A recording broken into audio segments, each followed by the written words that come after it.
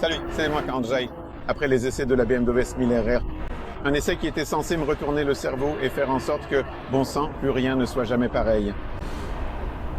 Ce n'est pas le cas. Cependant, je pense toujours que cette moto peut vraiment bouleverser les choses à nouveau. Pourquoi je n'ai pas le cerveau autant retourné et pourquoi je ne saute pas partout ici et je ne suis pas aussi excité que je peux l'être quand il s'agit de motos? Eh bien, c'est surtout parce que, avant tout, nous n'avons pas eu assez de temps de roulage, car nous avons eu 2 sessions sur des pneus routiers des Bridgestone S21. C'était juste un échauffement. Et ensuite, mais nous avons eu pratiquement 2 sessions sur slick, et à mon avis, c'est clairement trop peu pour apprendre à connaître une machine comme la BM. Ce que nous savons maintenant, c'est le moteur. Le moteur est tout aussi impressionnant que ce qu'ils ont fait avec la GS.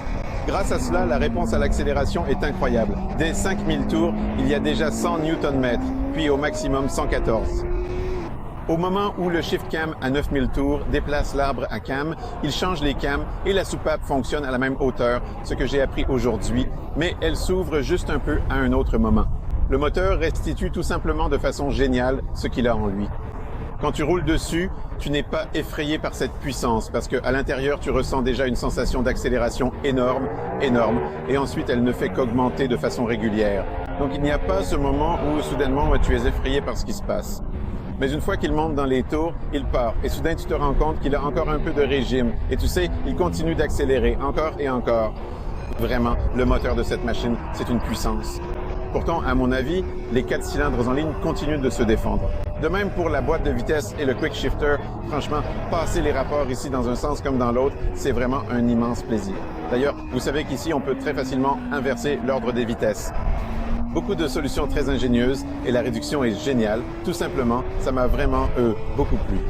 En ce qui concerne la tenue de route, c'est déjà une BM un peu différente de ce qu'elle était parce que l'ancienne était tellement ultra stable, tellement ancrée à l'asphalte que c'en était incroyable et chaque amateur en était tout simplement ravi. D'ailleurs, moi aussi. À quel point c'était facile, stable, à quel point tu te sentais en sécurité avec cette moto en courbe. Ici, c'est toujours correct, mais il y a un peu plus de vie ajoutée. Tu te sens toujours en confiance. Si tu roules à un rythme dynamique, tu te sens en sécurité, mais au moment où tu commences à pousser, il commence enfin à se passer quelque chose. On ressent un peu plus la suspension avant, on peut charger un peu plus l'avant. La moto, elle est capable de resserrer la trajectoire. C'est vraiment une sensation très agréable, mais souvenez-vous que cela a un prix qui est une légère instabilité, et cette instabilité apparaissait lorsque je ne maîtrisais pas parfaitement la moto. Donc par exemple, si je freinais trop brusquement, il devenait un peu instable. Par exemple, si je n'ouvrais pas parfaitement les gaz, si j'abordais mal un virage, il pouvait tout de suite se passer quelque chose. Quoi d'autre?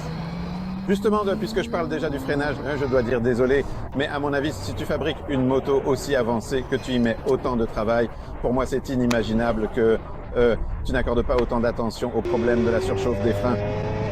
Un circuit très exigeant. Sur la ligne droite, on atteignait plus de 286 km à l'heure, puis on freinait en descente et je commençais avec le levier réglé sur 6, donc la position la plus éloignée, ce qui m'obligeait à aller le chercher assez loin et ensuite il commençait à s'affaisser. À la fin, je devais utiliser toute ma main pour pouvoir freiner efficacement. C'est un problème standard de toutes les motos, pratiquement, avec l'ABS, enfin pratiquement toutes celles que nous avons actuellement. Il y a trop de câbles ici. Les constructeurs n'arrivent toujours pas à vraiment résoudre ce problème. Quoi qu'il en soit, pour les courses, il faudra retirer l'ABS et installer des durites classiques. On peut éventuellement essayer d'expérimenter un peu avec le liquide de frein, avec les plaquettes. Des choses. À part ça, l'électronique. Honnêtement, ici, nous ne l'avons tout simplement pas testé, car il n'y avait pas assez de temps pour s'amuser un peu avec. Ce qui est sympa, c'est que maintenant, quand on l'active, on a un menu, on a enfin le mode course. On a le mode Race Pro 1, 2, 3, c'est-à-dire qu'on peut configurer 3 cartographies différentes pour soi-même et y régler le frein moteur. Comment le contrôle de traction doit fonctionner? Quelle doit être la caractéristique du moteur en ce qui concerne l'accélérateur? Il y a beaucoup de choses que nous pouvons configurer, personnaliser, et je sais que cela fonctionnera certainement très bien si nous le découvrons. L'interface est compliquée à première vue, mais j'ai déjà vu comment les gars l'utilisaient. On peut vraiment s'y habituer très rapidement. Suspension semi-active. Ici, sur la piste, les ingénieurs ont dit que cette suspension dans des conditions de piste en mode course, 90% du temps, est en mode fixe, ce qui signifie qu'elle fonctionne de la même manière à chaque fois. Elle ne s'amuse plus à ajuster tout de manière semi-active en temps réel. Apparemment, c'est un retour des personnes qui roulent très vite, que ce n'est pas nécessaire à grande vitesse et ils s'en éloignent un peu.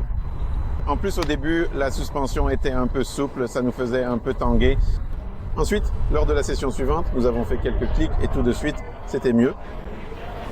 Est-il possible d'arriver à un réglage qui permette vraiment d'aller très très très vite? Je ne sais pas.